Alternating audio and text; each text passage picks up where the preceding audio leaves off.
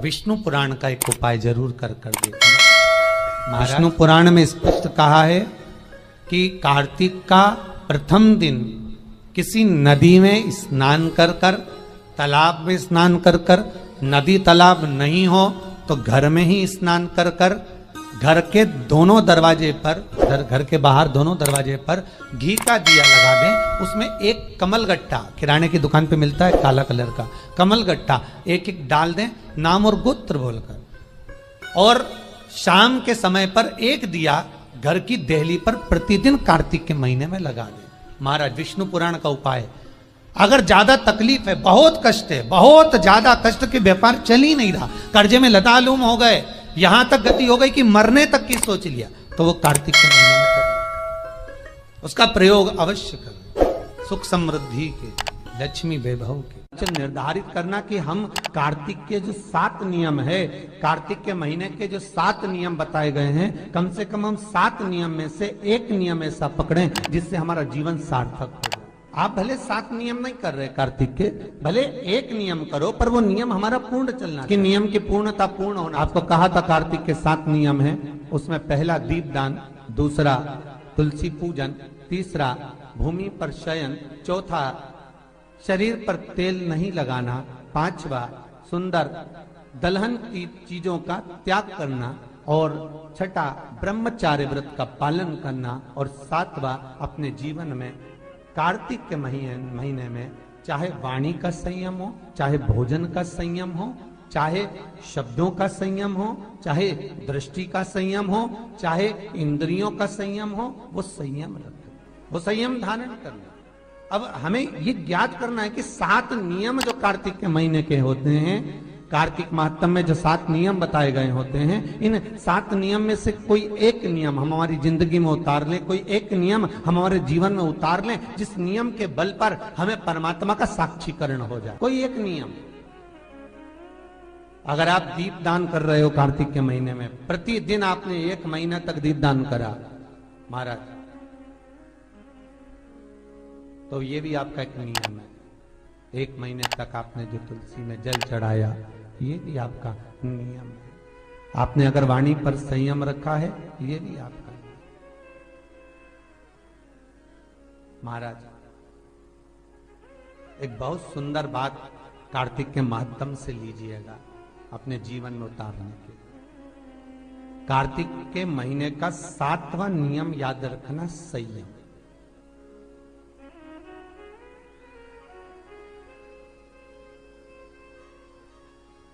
किस समय पर किस चीज का संयम होना चाहिए, निर्धारित करना कि हम कार्तिक के जो 7 नियम है, कार्तिक के महीने के जो 7 नियम बताए गए हैं, कम से कम हम 7 नियम में से एक नियम ऐसा पकड़ें जिससे हमारा जीवन सार्थक हो जाए। आप भले 7 नियम नहीं कर रहे कार्तिक के, भले एक नियम करो, पर वो नियम हमारा पूर्ण चलना चाहिए, उसकी नियम की पूर्णता पूर्ण होना चाहिए। आपको कहा था कार्तिक के 7 नियम हैं, उसमें पहला दीपदान, दूसरा तुलसी पूजन, तीसरा भूमि पर शयन, चौथा शरीर पर तेल नहीं लगाना, पांचवा सुंदर दलहन की चीजों का त्याग करना, और छठा ब्रह्मचार्य व्रत का पालन करना, और सातवां अपने जीवन में कार्तिक के महीने में चाहे वाणी का संयम हो, चाहे भोजन का संयम हो, चाहे शब्दों का संयम हो, चाहे दृष्टि का संयम हो, चाहे इंद्रियों का संयम हो, वो संयम रखो, वो संयम धारण करना। अब हमें ये ज्ञात करना है कि 7 नियम जो कार्तिक के महीने के होते हैं, कार्तिक माहात्म्य में जो 7 नियम बताए गए होते हैं, इन 7 नियम में से कोई एक नियम हम हमारी जिंदगी में उतार लें, कोई एक नियम हम हमारे जीवन में उतार लें, जिस नियम के बल पर हमें परमात्मा का साक्षीकरण हो जाए। कोई एक नियम। अगर आप दीपदान कर रहे हो कार्तिक के महीने में, प्रतिदिन आपने 1 महीना तक दीपदान करा महाराज, तो ये भी आपका एक नियम है। 1 महीने तक आपने जो तुलसी में जल चढ़ाया, ये भी आपका नियम है। आपने अगर वाणी पर संयम रखा है, ये भी आपका महाराज। एक बहुत सुंदर बात कार्तिक के माध्यम से लीजिएगा अपने जीवन में उतारने के। कार्तिक के महीने का 7वां नियम याद रखना सही है। किस समय पर किस चीज का संयम होना चाहिए, ये हमारे। विष्णु पुराण किस किसने सुनी है? हाथ उठा।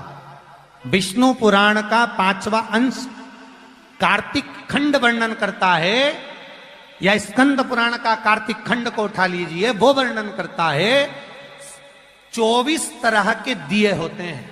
कितने तरह के? 24 तरह के दीप होते हैं। उस दीप में सर्वाधिक श्रेष्ठ दीप होता है तुलसी दल का दीप, तुलसी की डंडी से जो प्रकट किया है। बत्तियों का भी क्रम है, एक लंबी बत्ती होती है, एक गोल बत्ती होती है। होती कि नहीं होती? लंबी और गोल। ये वाला स्पीकर बंद है, बार बार बंद हो रहा, बार बार चालू हो रहा है, उसको देखिए जरा। बत्ती एक गोल होती है, एक लंबी होती है। गोल बत्ती और लंबी बत्ती में अंतर होता है, बहुत जमीन आसमान का अंतर है, बहुत ध्यान देना इसका। गोल बत्ती किस किस देवी देवता पे लगती है और लंबी बत्ती किस किस देवी देवता पे लगती है, तो स्कंद पुराण और विष्णु पुराण दोनों कहती है जो लंबी बत्ती होती है वो पितरों की जगह पर, पूर्वजों की जगह पर, पूर्वजों की जगह पर, बड़ के पेड़ के नीचे, पीपल के पेड़ के नीचे लंबी बत्ती का प्रमाण है। किसी देवी के स्थान पर, जो देवी की पूजन करते हैं, जगदम्बा की पूजन करते हो, पार्वती की करते हो, लक्ष्मी की करते हो, कुल देवी का स्मरण करते हो, लंबी बत्ती का प्रमाण। और जो गोल बत्ती होती है वो गोल बत्ती का प्रमाण किसी हनुमान मंदिर, राम मंदिर, शिव मंदिर, जितने देवताओं के मंदिर हैं वहां पर गोल बत्ती का प्रमाण। लंबी बत्ती देवी के स्थान पर इसलिए जलाई जाती है क्योंकि देवी वंश की और लक्ष्मी की वृद्धि करती है। तो लक्ष्मी और वंश बड़ा होना चाहिए, लंबा होना चाहिए। और देवता के सामने गोल बत्ती इसलिए लगाई जाती है कि हमारा मन, ये चित्त, ये वृत्ति आपके चरणों में टिकी रहे और एक दिन हम भी वैकुंठ का वास करें, इसलिए गोल बत्ती लगाई जाती है। एक सहस्त्र बत्ती होती है, करें दर्शन कभी? यहां पे माताएं बैठ बैठ के बनाती रहती है 100 बत्ती, 108 बत्ती, 108 बत्ती बनाकर भगवान के सामने। उसका क्या प्रमाण है? कौन से पुराण में लिखा है कि 108 और सहस्त्रावली बत्ती लगाई जाए? तो स्कंद पुराण में कार्तिक खंड के अंदर स्पष्ट किया गया, सहस्त्रावली बत्ती, 108 लंबी बत्तियों का जो प्रमाण है वो कहते हैं कि जिस व्यक्ति ने किसी तीर्थ को ना करा हो, पूरे तीर्थ नहीं गए हो, सारे तीर्थों का स्नान नहीं करा हो, किसी तीर्थ में दर्शन करने से वंचित रह गए हो, तो 108 बत्ती की एक बत्ती बनाकर किसी नारायण के मंदिर में, शिव मंदिर में, देवी के मंदिर नहीं, केवल देवता के मंदिर में अगर उसको घी में भिगोकर प्रज्वलित कर दिया जाता है तो सारे तीर्थों के दर्शन का फल उस जीव को प्राप्त हो जाता है। उसको सहस्त्रावली बत्ती। दान का मतलब जानते हो आप लोग? क्या मतलब है? यमुना जी के घाट पर जाना, गंगा के घाट पर जाना, नर्मदा के घाट पर जाना और घाट पे जाके दिया लगाना, उसको हमारे यहां क्या कहते हैं? दीपदान। पर दुनिया के लोगों ने दीपदान के महत्व को कुछ दूसरा ही बना दिया। दिया जलाते हैं और नदी में छोड़ते हैं। भैया कौन सी पुराण में लिखा है दादा? कौन सी पुराण में लिखा है कि दिए को उठाकर नदी के अंदर छोड़ो? एक बात बताओ, सास तुम्हारी ऐसी बैठी सामने, तुम उसकी पूजन करोगी या थाली रखोगी या दिया जलाओगी तो उसके सामने रखाओगी कि उसके सिर पे जलाओगी? अरे बोलो तो सही, दिया कहां जलाओगे? उसके सामने कि सिर पे?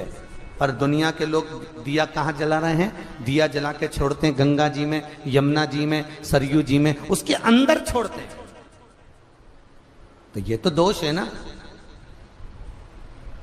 ये तो दोष माना जाता है। दिया दान करने का सबसे बड़ा क्रम है कि दीप दान करना है तो घाट पर लगाइए, पीपल के वृक्ष के नीचे दीप लगाइए। कार्तिक महीने में पूर्णिमा के दिन जो दीपदान दिया जाता है उस दीपदान की बड़ी महत्वता होती है। हिंदू धर्म में केवल 3 दिन ऐसे होते हैं जिसके दीपदान का फल मनुष्य को नहीं मिलता। हिंदू धर्म में केवल 3 दिन ऐसे होते हैं जिसके दीपदान का फल मनुष्य को नहीं मिलता। कौन से 3 दिन है? जल्दी बोलो। हिंदू धर्म में 3 दिन ऐसे हैं जिसके दीपदान का फल मनुष्य को नहीं मिलता। पहले नंबर पर धनतेरस, दूसरे नंबर पर रूप चौदस और तीसरे नंबर पर दीपावली। इस दीपावली, धनतेरस और रूप चौदस, ये 3 दिन दिए दान का फल मनुष्य को नहीं मिलता है महाराज। क्यों नहीं मिलता महाराज? हम तो जला जला के और ओटले पे जलाएं, पीपल के नीचे लगाएं, खूब दीपदान करते हैं, तो इसका फल मनुष्य को क्यों नहीं मिलता? क्योंकि राजा बलि की भूमि को जब वामन भगवान ने 3 पग में नाप लिया था, राजा बलि सुतल लोक का राजा बना था, तो राजा बलि ने वामन भगवान से कहा था, प्रभु आपने 3 पग में मेरी पृथ्वी को नाप लिया, पर आपसे मांगना चाहता हूं तो केवल इतना दे दो कि 3 दिन जो पृथ्वी पर दीपदान करेंगे उसका फल मेरी किस्मत में, मेरे भाग्य में लिखा जाए। भगवान ने पूछा कौन कौन से? तो कहा एक धनतेरस, दूसरा रूप चौदस, तीसरा दीपावली। इतने में लक्ष्मी जी आके खड़ी हो गई। लक्ष्मी जी ने कहा राजा बलि से, भैया पृथ्वी के लोग सबसे ज्यादा पूजन तो उसी दिन करते हैं, उसी दिन दीपदान करते हैं, और लोग तो धनतेरस के दिन दिया लगाते हैं, रूप चौदस के दिन लगाते हैं, दीपावली के दिन लगाते हैं, और सारा पुण्य तेरे खाते में लिखा जाएगा, तो उनके खाते में क्या होगा? इतने में राजा बलि ने कहा, बहन लक्ष्मी चिंता मत कर, दीपावली के बाद में जो कार्तिक पूर्णिमा आएगी, उस कार्तिक पूर्णिमा के दिन जो किसी जलाशय के पास में जाकर, नदी, तालाब, कुंड, कुआं, किसी जलाशय के पास में जाकर अगर एक दिया लगा देंगे तो उसको 3 दिन का पुण्य फल 1000 गुना होकर प्राप्त हो जाएगा। 1000 गुना। इसलिए हमारे यहां पर दीपावली को तो केवल दीपावली कहते हैं, पर कार्तिक की पूर्णिमा को देव दीपावली कहते हैं। कौन सी दिवाली है? जम के बोलो जरा। देव दीपावली। दीपावली से बड़ी दीपावली होती है कार्तिक पूर्णिमा के दिन, क्योंकि तुमने ये 3 दिन जो दिया लगाया, इसका फल तुम्हें जब मिलता है जब तुम कार्तिक की पूर्णिमा के दिन किसी घाट पर, नदी के तट पर, तालाब के तट पर, सरोवर के तट पर जब दीपदान करते हो साहब, तब उसका पुण्य बढ़ जाता है। कार्तिक के महीने में 10वीं तिथि को जो तुलसी की डंडी को घी में भिगोकर अपनी कामना कर कर भगवान के सामने दिए में रखकर जला देता है, दिए की तरह उससे आरती उतार देता है, कहते हैं उसका जन्म दूसरी बार पृथ्वी पर नहीं होता, वो भगवान के गोलोक धाम में जिंदगी भर के लिए विराजमान हो जाता है। जिंदगी भर के दीप की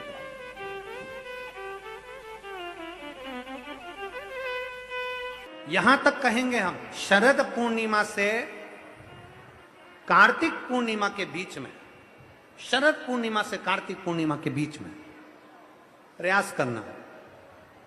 दुकान नहीं चल रही हो, व्यापार नहीं हो रहा हो, तकलीफें बहुत ज्यादा हो, घर में क्लेश जाता हो, अशांति ज्यादा हो, पैसे नहीं आ रहे हो, 1 रुपया कमा रहे, 100 रुपये खर्च हो रहा है, बहुत टेंशन है, तो शरद पूर्णिमा से कार्तिक पूर्णिमा तक एक हल्दी और कुंकू, ये थोड़ा सा मंदिर में लेकर जाइए, हल्दी और कुंकू जरा जरा सा ले जाओ, अशोक सुंदरी वाली जगह पर पहले शंकर जी पे जल चढ़ा दो, अशोक सुंदरी वाली जगह पे जल चढ़ा दो, और वह हल्दी और कुंकू की एक एक बिंदी अशोक सुंदरी वाली जगह पर अपनी कामना कर कर लगा कर आओ। उसी में से वो हाथ जो तुम्हारा गीला है कंकु हल्दी का, वही हाथ लाओ, घर में प्रवेश करते समय अपनी देहली पर थोड़ा सा लगा दीजिए। शरद पूर्णिमा से कार्तिक पूर्णिमा तक कर कर देखो, उसके बाद में फिर बताना कि मेरा देवाधिदेव महादेव ने तुम्हारी झोली भरी की ना भंडार भरा की नहीं। शरद पूर्णिमा से कार्तिक पूर्णिमा के भीतर 1 महीना, कार्तिक का महीना भगवान शंकर की अविरल भक्ति का महीना है। षडानंद कार्तिक का महीना, कार्तिक का महीना मतलब भगवान शंकर के पुत्र कार्तिकेय महाराज का महीना है। षडानंद कार्तिकेय ने क्या क्या मांगा था शंकर भगवान से, अपन सुनेंगे वो। आइए भक्तों, आज सुनते हैं तुलसी माता की चालीसा। यह चालीसा सुनने से होती है हर रोगों से मुक्ति, मिलती है सुख समृद्धि का आशीर्वाद। तो एक बार बोलिए प्रेम से विष्णु भगवान की जय, तुलसी माता की जय, भगवती माता की जय। श्री तुलसी महारानी करु विनय सिर नाय। जो मम हो संकट बिकट दीजे मात नसाय। नमो नमो तुलसी महारानी महिमा अमित न जाए बखानी। दियो विष्णु तुमको सम्माना जग में छायो सुयस महाना। विष्णु प्रिय जय जयंती भवानी तिहु लोक की हो सुख खानी। भगवत पूजा करे जो कोई बिना तुम्हारे सफल न हो। जिन घर तब नहीं होए निवासा उस पर करे विष्णु नहीं वासा। करे सदा जो तब नित सुमरन ते ही के काज होए सब पूरन। कार्तिक मास महात्म्य तुम्हारा जाको जानत सब संसारा। तब पूजन जो करे कुमारी पावे सुंदर बर सुकुमारी। करे जो पूजा नित प्रति नारी सुख संपत्ति से होए सुखारी। वृद्धा नारी करे जो पूजन मिले भक्ति होवे पुलकित मन। श्रद्धा से पूजे जो कोई भव निधि से तर जावे सोई। कथा भागवत यज्ञ करावे तुम बिन नहीं सफलता पावे। छायो तब प्रताप जग भारी ध्यावत तुम्हि सकल चितधारी। तुम्हि मात यत्र तंत्र में सकल काज सीधे होवे क्षण में। औषधि रूप आप हो माता सब जग में तब यश विख्याता। देव ऋषि मुनि और तपधारी करत सदा तब जय जयकारी। वेद पुराणन तब यश ज्ञाया महिमा अगम पार नहीं पाया। नमो नमो जय सुख कारिणी नमो नमो जय दुख निवारिणी। नमो नमो सुख संपत्ति देनी नमो नमो अख काटन छेनी। नमो नमो भक्तन दुख हरनी नमो नमो दुष्टन मद छेनी। नमो नमो भव पार उतारिणी नमो नमो परलोक सुधारिणी। नमो नमो निज भक्तन उबारिणी नमो नमो जन काज सवारिणी। नमो नमो जय कुमति नशावनी नमो नमो सब सुख उपजावनी। जयति जयति जय तुलसी माई ध्याऊ तुमको शीश नवाई। निज जन जानी मोहि अपनाओ बिगड़े काज आप बनाओ। करूँ विनय मैं मात तुम्हारी पूरन आशा करूँ हमारी। शरण चरण कर जोड़ी मनाओ निस दिन तेरे ही गुण गाऊं। करहु मात यश अब मोह पर दाया निर्मल होए सकल मम काया। मांगू मात या बर दीजे सकल मनोरथ पूरन कीजे। जानू नहीं कुछ नेम उचारा क्षमहु मात अपराध हमारा। 12 मास करे जो पूजा ताशम जग में और न दूजा। प्रथम ही गंगा जल मंगवावे फिर सुंदर स्नान करावे। चंदन अक्षत पुष्प चढ़ावे धूप दीप नैवेद्य लगावे। करे आचमन गंगा जल से ध्यान करे हृदय निर्मल से। पाठ करे फिर 40 की स्तुति करे मात तुलसी की। यह विधि पूजा करे हमेशा ताके तन नहीं रहे कलेशा। करे मास कार्तिक का साधन शोभे नित्य पवित्र सिद्ध होई जाई। है यह कथा महासुखदाई पढ़े सुने सो भव तर जाई। यह श्री तुलसी चालीसा पाठ करे जो कोई।